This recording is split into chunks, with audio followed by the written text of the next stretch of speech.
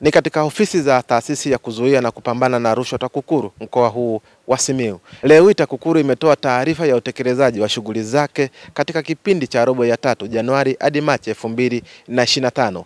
Katika taarifa yake TAKUKURU imesema kuwa kupitia mfumo wa TAKUKURU Rafiki imepokea malalamiko kutoka kwa baadhi ya wananchi wa mkoa huu wa Simiyu ambao wanalalamikia kutozwa fedha kwa ajili ya kupata kadi za kliniki. TAKUKURU inaendelea na utaratibu wake ambao wa utekelezaji wa programu ya TAKUKURU Rafiki, na kupitia programu hii tumetatua kero ya mama wajawazito kutozwa fedha wakati wa kujifungua, pamoja na kero ya wananchi kubambikizwa bili ya maji katika kata 20 zilizofikiwa na programu hii kwa ajili ya kufanya vikao vya mrejesho.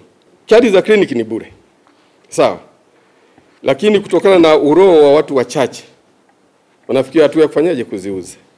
Sawa, nakwambia labda shilingi 500, shilingi 1000, bili. Unaona labda ni hela ndogo, lakini kimsingi ile kadi imeandikwa haiuzwi. Kwa hiyo lengo letu tunapofika pale wanaposema, si wenyewe tunatambua kwamba kadi haitakiwi kuuzwa. Sawa. Lakini kwa sababu ya uroho watu wachache wanasema wanauza. Sawa, lakini uthibitisho wa nani aliyeuziwa unakuwa mgumu kutolewa kwa sababu wananchi wanaogopa. Si ndio? Kwa hiyo tunachokifanya sisi tunaleta kwa wadau husika kwamba watu wanalalamikia hii hali, kwa chukua hatua.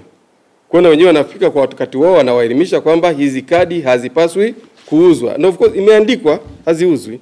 Sasa mtu anaponunua wakati ameandikwa haiuzwi ni kwa sababu anataka huduma, sawa. Kwa sisi uwepo wetu katika maeneo hayo ni kutaka kuendelea kuwaelimisha wananchi wasitoe malipo kwa huduma ambayo haipaswi kununuliwa. Kwa kupitia pia kikao hiki tunawaambia wananchi wote wa mkoa wa Simiyu wasinunue kadi za kliniki, haziuzwi.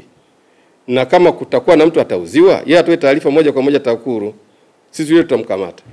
Habari hii inatokea jijini Arusha, inahusiana na hoteli ya kimataifa ya Parrot Hotel. Hoteli hii ina hadhi ya nyota 4 ya ukweli iliyopo Kaloleni jijini Arusha. Jengo lake ni la ghorofa lenye floor 13, vyumba 116 vya kulala vyenye hadhi tofauti. Hapa kuna executive suite, junior suite, executive, standard bedroom, double deluxe na twin bedroom. Parrot Hotel ndani yake ina migahawa miwili. Mmoja ni maalum kwa ajili ya kupata kahawa za aina zote. Sehemu ya pili ni ya kupata chakula pekee. Hapa kuna bar maalum yenye swimming pool iliyopo floor ya 3. Kuna kumbi za mikutano kubwa 2 na kumbi ndogo kwa ajili ya vikao. Katika Afrika Mashariki, Parrot Hotel kwa sasa ni hoteli ya mfano kutokana na ubora wa huduma zake.